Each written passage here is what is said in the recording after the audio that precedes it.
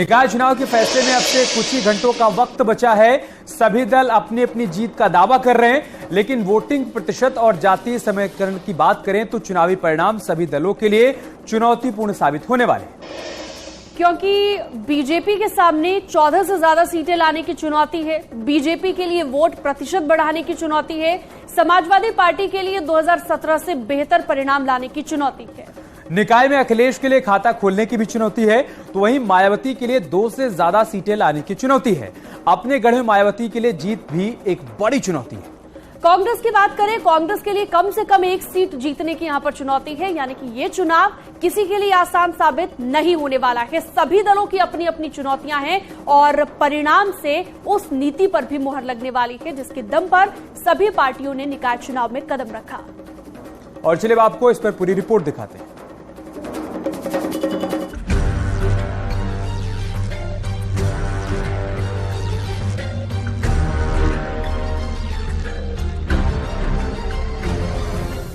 जैसे जैसे फैसले की घड़ी नजदीक आ रही है, वैसे वैसे तमाम सियासतदानों की धड़कनें बढ़ रही है, क्योंकि जिस परिणाम का सबको इंतजार है, जिस नतीजों पर सबकी निगाहें टिकी है, वो रिजल्ट शहर की सरकार के साथ ही वो अध्याय भी लिखेगा जिससे उत्तर प्रदेश में 24 की फाइट और टाइट हो जाएगी।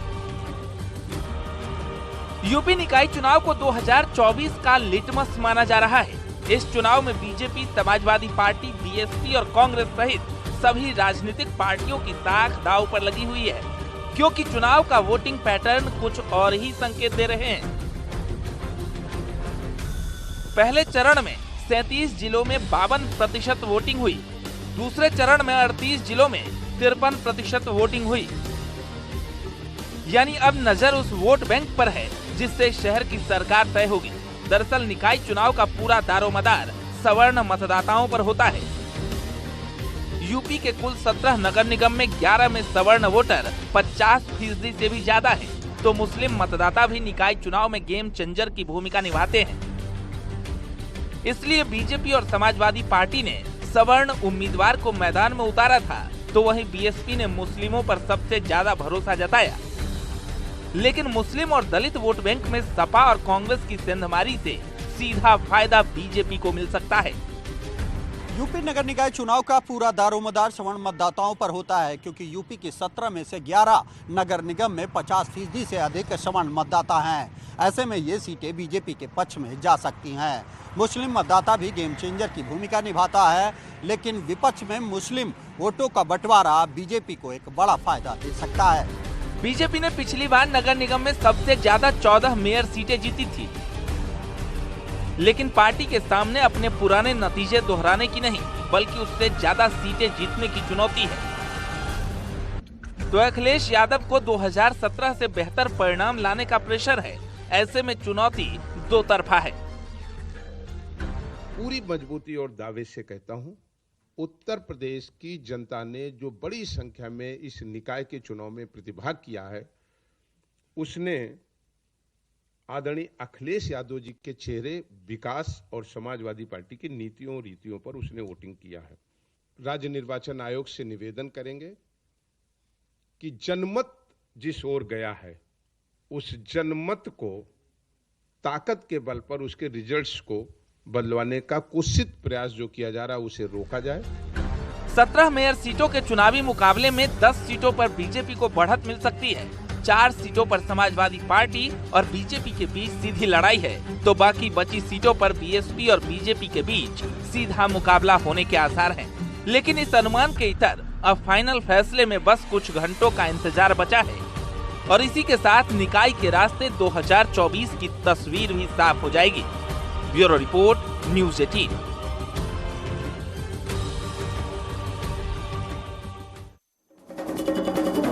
और अब ये भी जानना जरूरी है कि निकाय चुनाव के परिणाम में किसका पलड़ा भारी रहने वाला है। उसके लिए ये भी जानना जरूरी होगा कि इस चुनाव प्रचार में कौन सी पार्टी ने कितना दमखम दिखाया, कौन से नेता कितने एक्टिव दिखे। सीएम योगी ने दोनों चरण में 55 रैलियों को संबोधित किया, तो अखिलेश यादव ने सिर्फ 9 से 10 ही जनसभाएं की हैं। इसके अलावा डिप्टी सीएम केशव प्रसाद मौर्य ने 54 जनसभाएं की हैं, तो मायावती चुनाव से पूरी तरीके से दूर रहे। प्रचार के दौरान ब्रजेश पाठक की 53 चुनावी जनसभाएं हुई तो कांग्रेस से प्रियंका गांधी ने एक भी सभा नहीं की है। भूपेंद्र चौधरी की बात करें 33 जनसभाएं की तो दूसरी तरफ ओवैसी भी निकाय चुनाव के रण में नजर आए।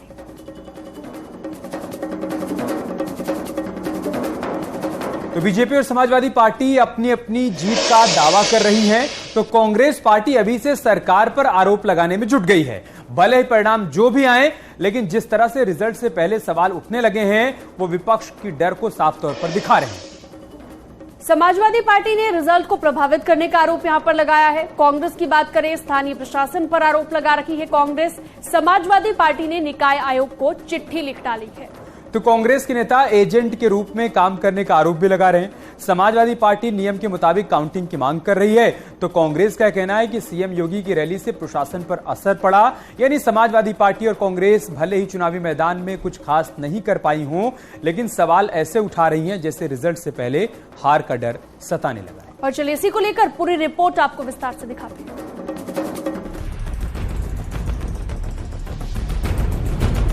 का परिणाम आने वाला है, उस परीक्षा का रिजल्ट आने वाला है जिसमें सभी दलों ने अपनी पूरी ताकत झोंक दी थी। निकाय चुनाव में चारों तरफ से दावे और वादे हुए, लेकिन उन दावों पर यूपी की जनता ने कितना भरोसा किया, उसके लिए अब कुछ घंटों का इंतजार बचा है।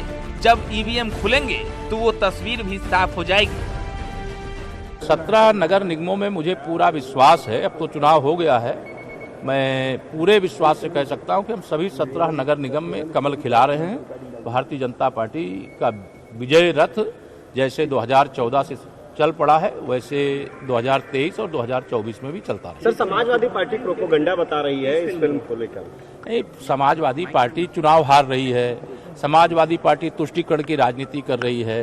समाजवादी पार्टी को कोई सच्चाई आप ऐसी दिखाएंगे तो अच्छा लगेगा क्या? तो है, लेकिन रिजल्ट से पहले विपक्षी पार्टियां सरेंडर बोल चुकी है। देखिए, ये मेरे पास पूरे दिन फोन आते रहे जब से एजेंट बनना शुरू हुए या मीटिंगें शुरू हुई, नुक्कड़ मीटिंगें होती हैं, इसमें परमिशन नहीं देना, पास न बनाना, और इन सब के अलावा स्थानीय जो पुलिस और स्थानीय प्रशासन था वो भाजपा के प्रचारक के रूप में काम कर रहा था। ये शिकायतें हैं।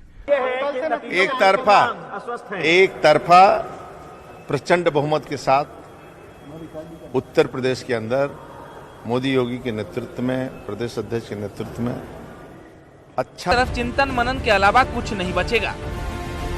Bureau report, news 18।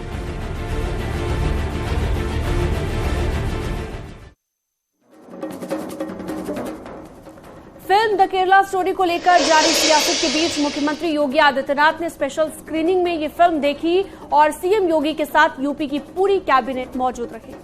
तो वहीं काफी संख्या में महिलाओं और लड़कियों ने भी स्पेशल स्क्रीनिंग में फिल्म को देखा, लेकिन अखिलेश यादव इस दौरान भी बयानबाजी से नहीं चुके। जहां सीएम योगी ने कहा कि फिल्म में काफी कुछ संदेश दिया गया है, तो वहीं अखिलेश यादव ने निशाना साधते हुए कहा कि मुख्यमंत्री यूपी की कहानी पर ध्यान दें। सीएम योगी ने कहा कि यूपी में film the Kerala story tax free है, तो अखिलेश यादव ने कहा कि टैक्स फ्री से कुछ भी नहीं होने वाला। मुख्यमंत्री ने कहा सभी को ये फिल्म जरूर देखनी चाहिए, तो अखिलेश यादव ने फिल्म आगे नहीं पीछे बैठकर देखने वाला तंज कसा। जहां CM Yogi the Kerala story film से सबक लेने की बात कहते हुए नजर आए, तो वहीं अखिलेश यादव उत्तर प्रदेश की पिक्चर पर हमलावर थे। और अब आपको पूरी रिपोर्ट दिखाते।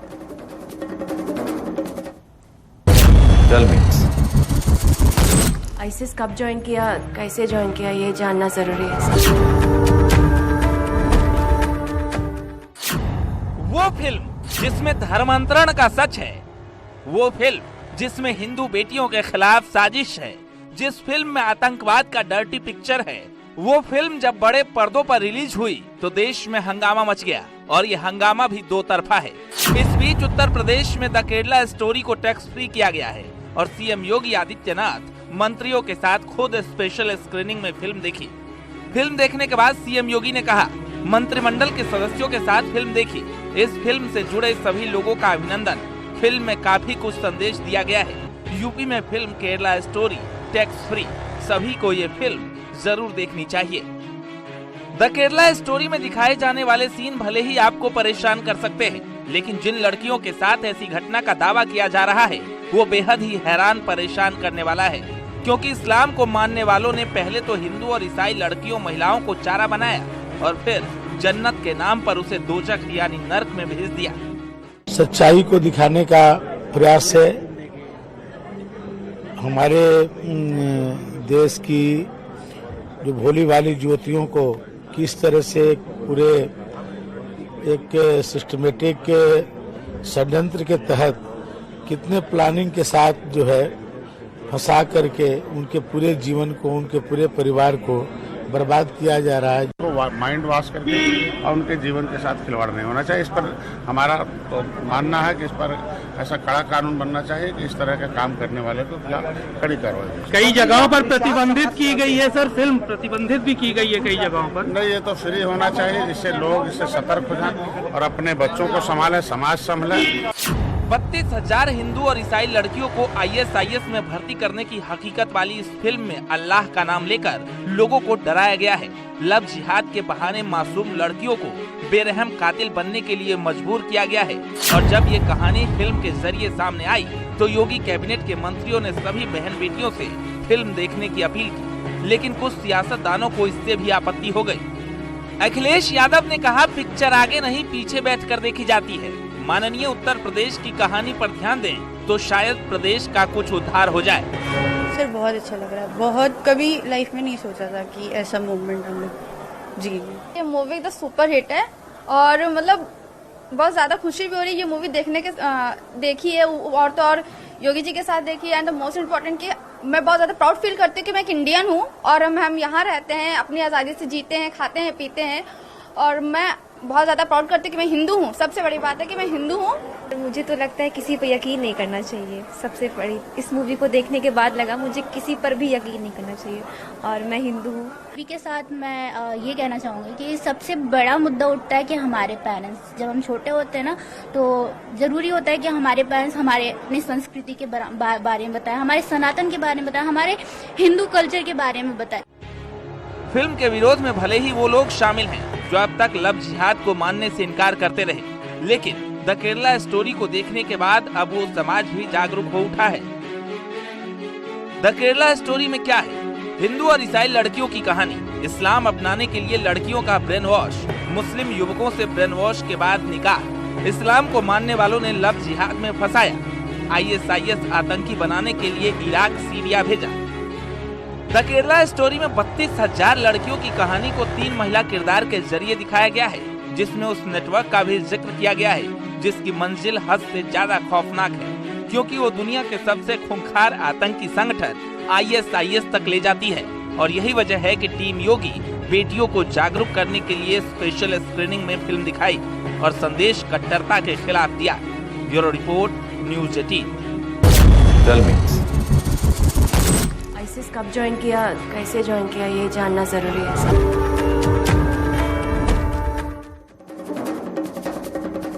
इधर वाराणसी के ज्ञानवापी परिसर में मिले कथित शिवलिंग का सच जल्द ही सामने आ सकता है। शिवलिंग की असलियत का पता लगाने के लिए कार्बन डेटिंग कराई जाएगी और इसको लेकर इलाहाबाद हाईकोर्ट ने रास्ता भी साफ कर दिया है। कथित शिवलिंग की कार्बन डेटिंग के जरिए साइंटिफिक सर्वे की मांग को मानते हुए हाईकोर्ट ने अपना फैसला दिया है। ऐसे में अब आपके मन में ये सवाल उठ रहा होगा कि कार्बन डेटिंग से आखिर क्या होगा। तो आपको बता दें कि इससे कथित शिवलिंग की जांच हो पाएगी। शिवलिंग है या फिर कुछ और, इसका पता लग पाएगा। कार्बन डेटिंग से कथित शिवलिंग का नेचर भी पता चलेगा। शिवलिंग कितना पुराना है इस बात का भी पता कार्बन डेटिंग से चल जाएगा और सर्वे रिपोर्ट पूरा होने के बाद उसी के आधार पर आगे की सुनवाई होगी और विवाद भी खत्म हो जाएगा। और चलिए आपको पूरी रिपोर्ट दिखाते हैं कि आज कोर्ट में हुआ क्या।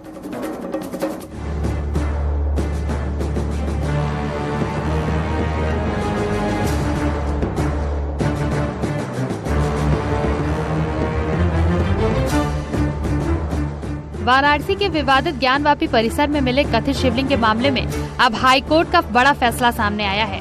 हाईकोर्ट ने कथित शिवलिंग का साइंटिफिक सर्वे किए जाने का आदेश जारी कर दिया है।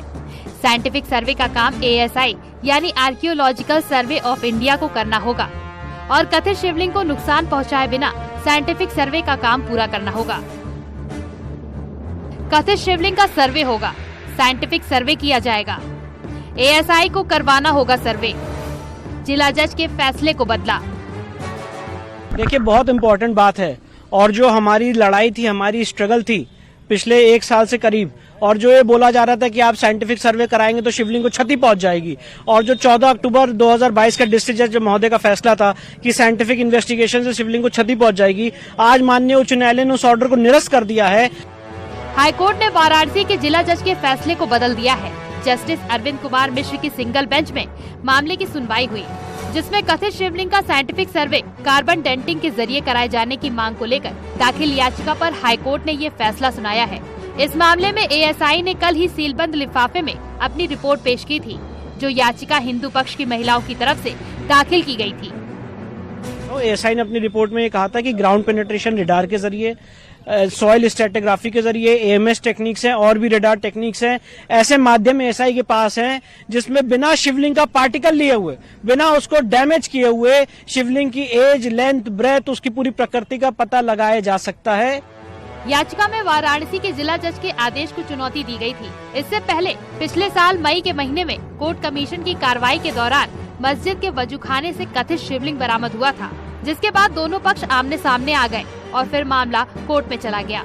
लेकिन अब जब हाईकोर्ट ने जिला जज के फैसले को बदल दिया तो कार्बन डेंटिंग से वो तस्वीर भी साफ हो जाएगी जिसके सिर्फ दावे किए जा रहे थे। Bureau report, news 18। प्रधानमंत्री नरेंद्र मोदी ने आज गुजरात के गांधीनगर में अखिल भारतीय शिक्षक संघ के अधिवेशन को संबोधित किया और इस दौरान गुरु शिष्य संबंधों की चर्चा की। साथ ही प्रधानमंत्री मोदी ने शिक्षकों के साथ अपने संबंधों का भी जिक्र किया और छात्रों के मार्गदर्शन में शिक्षकों की भूमिका को बहुत ही महत्वपूर्ण बताया।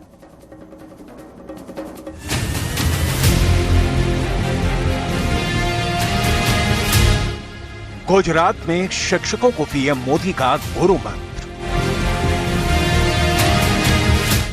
पीएम मोदी ने कहा, गुरु ही कर सकता है समझने में मदद।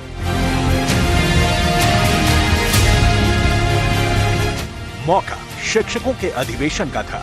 इस मौके पर पीएम मोदी ने गुरु शिष्य संबंधों की चर्चा की और शिक्षकों के साथ अपने संबंधों का भी जिक्र किया। मेरी इच्छा थी कि मेरे सभी टीचर्स को मैं अपने घर बुलाऊं और उनका सम्मान करूं, और मुझे खुशी है कि उस समय जब मैंने मेरे टीचर्स को बुलाया, एक टीचर की उम्र 93 थी।